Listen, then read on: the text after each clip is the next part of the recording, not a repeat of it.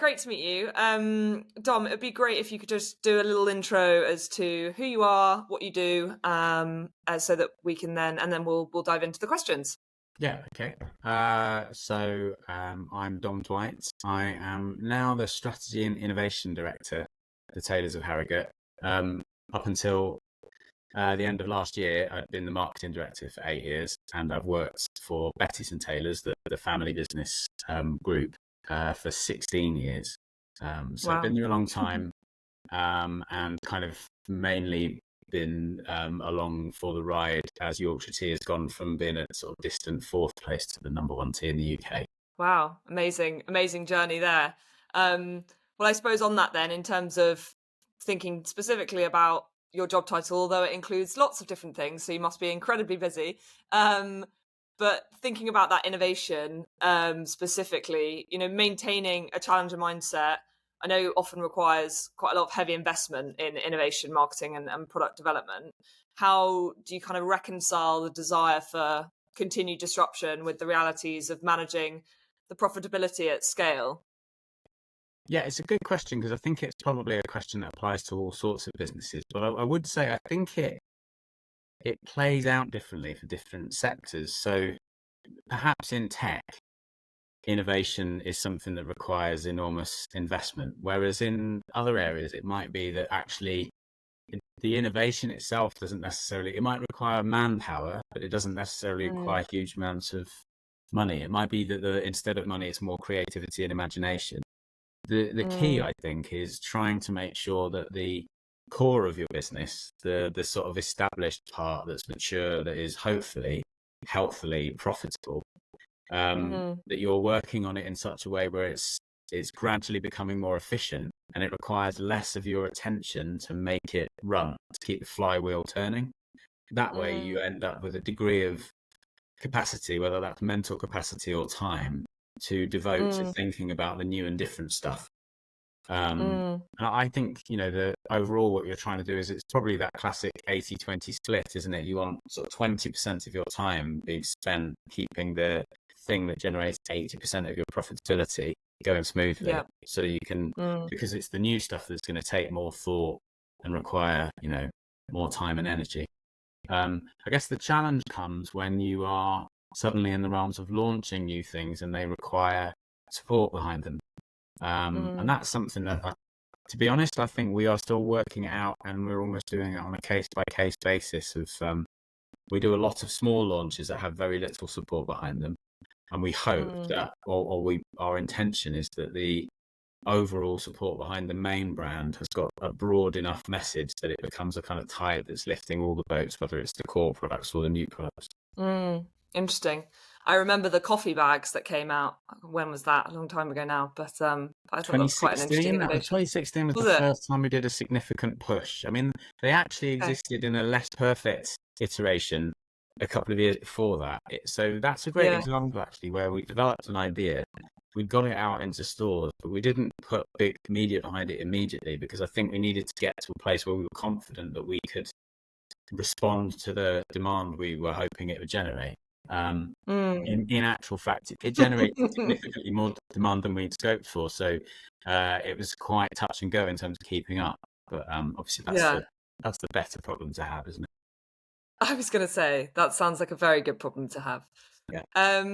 Speaking of good problems to have, does your dominant position limit your ability to innovate, do you think, and sort of disrupt further? Or do you see untapped potential in new customer segments or new product areas, as we were just discussing there? I don't think it does limit us. I mean, I guess we're in slightly different positions depending on which part of our business you look at. So if you look at Yorkshire Tea, and Yorkshire Tea is definitely in a dominant position because it's number one by quite a significant margin, but we're still only talking a 40% share of the standard black tea market in the UK. So firstly, there's already still quite a lot of that core market to go for. So I don't think that being dominant really stands in the way. And you could probably argue that level of dominance means that you are the first people that the supermarkets turn to say, what have you got next? How are we going to expand? Which, sometimes is a brilliant opportunity and sometimes it's a sort of slightly frightening responsibility.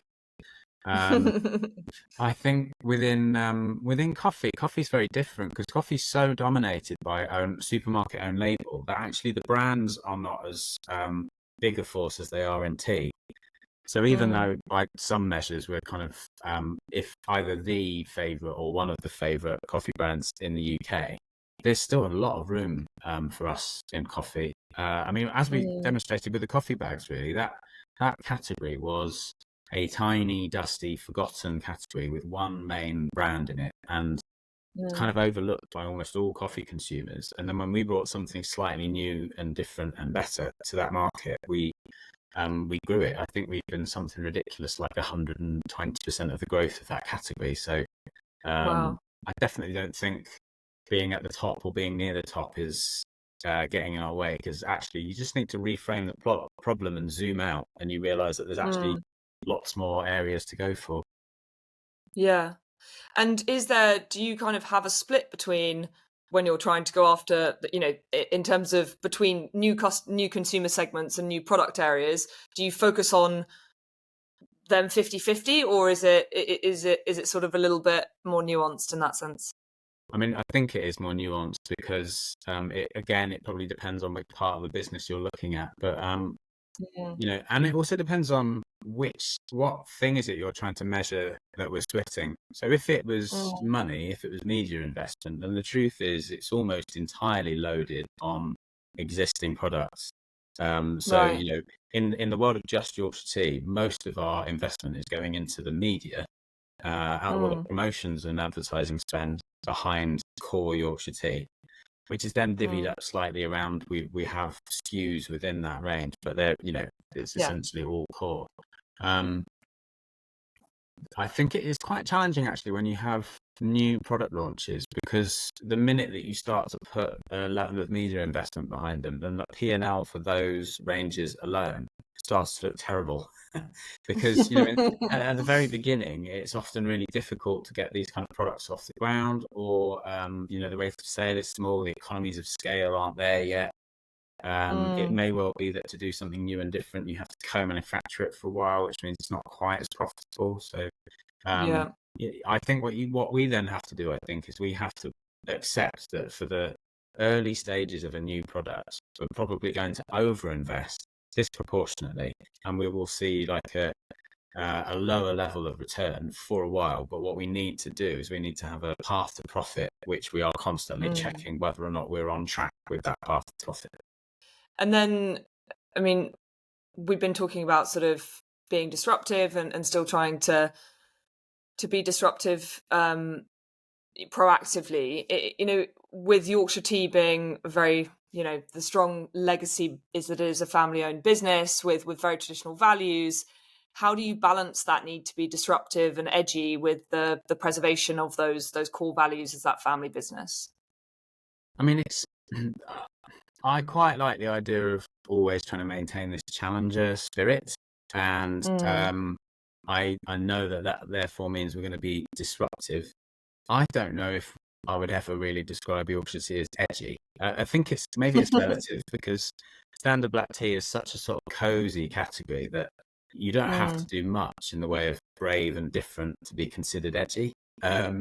I mean, mm, I suppose some of our marketing has been, last year we launched a music video called Pack Your Bags, about a young lad mm. taking tea on holiday. And that was probably our edgiest bit of content we've ever done. But it went down Mm, brilliantly. And I think the key for me, I mean, I don't have a direct hand in a lot of these things anymore and haven't for years. But back in the day when I was doing social media, I think, and this is like seriously back in the day, like 12, 13 years ago. Um, mm, the thing that I had in mind was, I think you have to have a really clear idea of who you are, who the brand is, what you stand for, what your values are. But I also think you have to have a really clear idea of who your audience is, who they are, what mm, they care about, what they stand for, what they will accept, what they will find funny. And then you have to compare mm, those two sets of values, and hopefully you'll find some overlap between those two circles in the Venn diagram. That's certainly what happened with me. Is I think it's fair to say that maybe 20, 15 years ago, it was a lovely company, but it was quite a conservative company. It was quite cautious. Mm. And as a result, quite a lot of our advertising communications were quite like modest in their tone, which is lovable, but wasn't cutting through. Um, what I found when I was gradually building the brand's community on social media in the early days of social media was I think we were really surprised by how much more up for quirkiness and weirdness our online Mm. community were. So what Mm. happened there, I think, is we started to experiment with acting in a certain way and saying things that we thought were a little bit out of the ordinary for us, but the audience then responded in a way that was, positive, where they basically Mm. acted as if this is the Yorkshire tea we know and love. And I think that then gave us the confidence internally to do more of that. And I, Mm. I think you see that played out in our advertising. Actually, our above the line advertising gradually developed a kind of bolder personality and a sort of braver, quirkier tone. And a lot of that we took a reading from social media, and that's what gave us that kind of sense of, oh, hang on, I think maybe our audience is telling us what our brand is in a way that perhaps we wouldn't have realized alone. Yeah, interesting. I think organic social is such a good way to test that tone of voice, isn't it? Because you can really see how audiences are reacting to it. I'll always remember Sue, you're shouting at tea, that hashtag trending Yes, yeah. back in the that was Yeah, that very was just, I funny. mean, that's a great example of how weird and unpredictable the internet can be, isn't it? That Yeah. that was actually, that was our attempt to try and quieten something down, and instead it actually blew it back up. But Yeah. I do think a sort of word of caution, because I've worked in social media a lot. I know it isn't representative of the whole world, and I think Mm. we are also really aware that the big thing that's driven the success of Yorkshire Tea has been its mainstream advertising, its TV advertising. Yeah. But it is true that we've drawn a lot of inspiration creatively from the things that work and the things that got said on social media. But we've always had to remember that, there you might only be talking about 15 to 20% of your audience, and you need to not get too carried away that you end up creating advertising comms that only speak to that evangelistic sort of fanatical fan base. You need to Yeah. make sure you've got a message that is broad and engaging for other people as well. Yeah, absolutely. There's a lot of people that aren't on social media, and for the people that are on social media, there's a lot of people that are silent on social media. Yeah. So yeah, that's that untapped. Um, Great. And then now that we've discussed how Yorkshire Tea are the number one tea in the UK, how do you now create a roadmap for long-term growth when you've already reached the top? I guess it's a bit like our earlier point. I think you just reframe the problem by zooming out a bit further. So instead of focusing on the one mountain that you've nearly reached the summit of, you zoom out and realize actually it's a series of peaks. And I mean, depending on how exhausted you are, that's either really exciting prospects or quite daunting. But I'm choosing to find it exciting most days. But, so firstly, one of the most obvious things is to look at what has Yorkshire Tea managed to achieve in the UK in the last 40 years. It's really in the last 20 years that it's suddenly accelerated. But we took this tired category that was feeling a bit unloved and Mm. came at it with some positivity and a slightly sort of quirky, distinctive tone of voice. And when you look at the wider world of tea, there's whatever it is, nearly 70 million people in the UK to try and convince to drink Yorkshire tea. And then there's 8, 9 billion people around the world. So as Mm. soon as we start thinking about the wider world, then I think that question, it becomes a lot more straightforward. Like where's the growth Mm. going to come from? Well, actually, let's just look at all the countries around the world where we feel we've got a chance of doing something like what we've just done in the UK. And the nice thing about that actually is that our business is very, very loaded around Yorkshire Tea, but we've got more than that going on. As you've mentioned, we've got coffee bags, we've got the Tailors of Harrogate Mm. coffee brand, but we also do specialty tea under the Tailors of Harrogate brand. Now in the UK, that's quite a niche thing. We tend to be more farm shops, delicatessens, that kind of end of things. And Twinings is really dominant in the UK, and Twinings is dominant around the world, really. But we see quite a big opportunity for that Tailors of Harrogate brand. There are some, Mm. you walk into some rooms around the world, and we're used to Yorkshire tea dominating the conversation. But there are other places where actually what they really want to talk about is Taylors of Harrogate, because Taylors of Harrogate just immediately conveys that kind of Britishness that they're looking for, which in their country to their consumers is a natural sort of badge of quality. So that's interesting. I guess maybe back to your previous question about our values. I think one of the challenges that we might find as we start to try and take on the world is what does good look like to people in other countries? And perhaps most confusingly, if Yorkshire tea is built around properness, what does proper mean in other countries? I mean, we've got that challenge right now where, we're growing well in Australia, in Canada, in America, which it kind of makes sense. They're English-speaking nations. Culturally, they've got a lot of similarities to us. But you could easily get tripped up by thinking they're the same as us when they're absolutely not.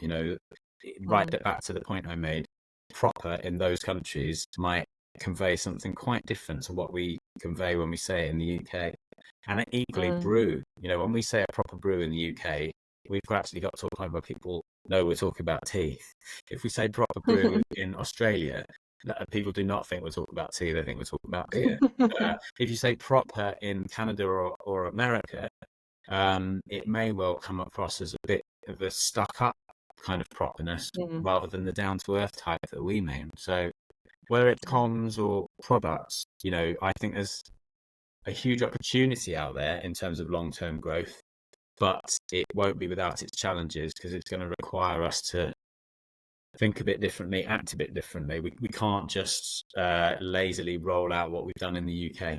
No, exactly. It's all the positioning, isn't it? Just make sure you're speaking to that audience in the way that they want to be spoken to. But that's what makes it fun and interesting. Yeah, absolutely.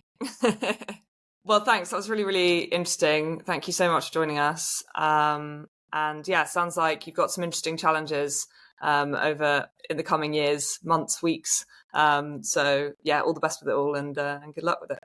Thanks very much. Thanks for having me.